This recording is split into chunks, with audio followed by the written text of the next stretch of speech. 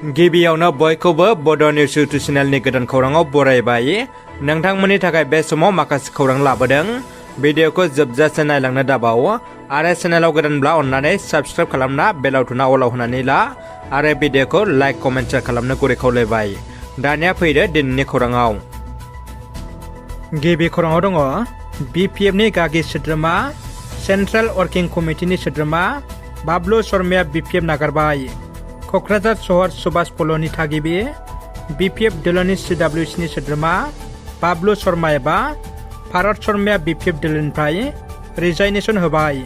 थांनाय बावैसो सान सिगां हिन्दु सनातन धोरोम आरो गान्धी नखरनि सोद्रोमाफोरनि सायाव खौरांगिरि मेल खुंनायनि हेंथायै BPF दोलोआ दुखु मोनना बाबलु शर्माखौ BPF दोलोनिफ्राय जेबो जाहोन गैयालासिनो एरख'यो होननानै खौरांगिरि मेलनि गेजेरजों रोखा बुंथियो बाबलु शर्माया।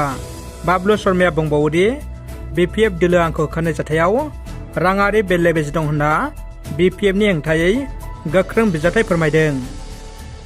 चिरां जिल्लानि फाराव भुटान सिमा ओनसोल 1 नं खाग्राबारियाव मैदेरनि उदखार।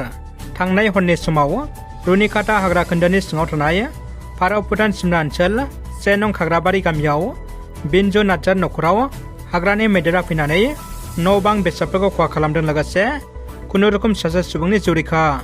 नखराव खैफोदनि समाव आरोबाव बेबायदि जाथाया नखरखौ दुखुआव खोख्लैदों। हेफाजाबनि थाखाय नखरा बिटिआर सरकारनाव हेफाजाब हास्थायदों। दुखुनि खौरां, क'क्राझाराव बाइक जाब्रबथायजों सासे फरायसानि जिउ खहा। गिख्रंथाव बाइकनि जाब्रबथायजों सासे फरायसानि जिउ खहा, खुनुरुखुम सासेनि जिउ रैखा। मोब्लिबनि खुन्थायाव सौग्रावनानै जायगायावनो जिउ गोमानो गोनां जायो सासे फरायसाया। क'क्राझार सोहोरनि खोला फारसे थानाय मक्रापारायाव 13 अक्ट'बर शुक्रबार खालि मोनानि 9 रिंगासोआव मोनसे गिख्रंथाव बाइकनि जाब्रबथायजों सासे फरायसानि जिउ खहा आरो खुनुरुखुमै सासेनि जिउ रैखा। क'क्राझार सोहोरनिफ्राय न' फारसे गिदिंलांफिननाय समाव धुबुरी फारसे थांनाय लामानि मक्रापारायाव बे गिख्रंथाव बाइकनि जाब्रबथाया जायो। गिख्रंथाव जाब्रबथायाव मटर साइकेल सालायग्रा 18 बोसोर बैसोनि जयजित नाथआ जायगायावनो जिउ गोमायो आरो उनाव गाखोबानाय पंकज नाथ 16 बोसोरा गोब्राबै जोखोम जायो। जिउ गोमानाय जयजित नाथआ क'क्राझार गभर्नमेन्ट कलेजाव डिग्री सेथि सेमिस्टाराव फरायनाय फरायसामोन। सानैनिबो न'आ धुबुरी जिल्ला साबथ्राग्राम पुलिस थानानि सिङाव थानाय सासारगाव गामियाव। जोखोम जानाय पंकज नाथखौ क'क्राझार RNB सिभिल हस्पिटालाव फाहामथायनि थाखाय थिसननाय जायो।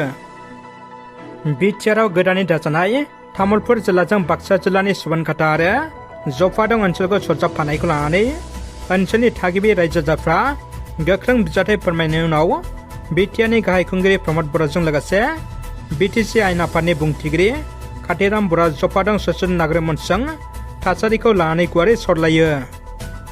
दानिया फैदो जोबथा खौराङाव। बर' हारिनि थाखाय आरो आलादा बड'लेण्डनि थाखाय गावनि जिउ मोनसेखौ बाउसोमनाय बिर जोहोलाव रन्जन दैमारिनि दुखुगोनां जिउखौ लाना सुजुनाय देंखोआ फैगासिनो।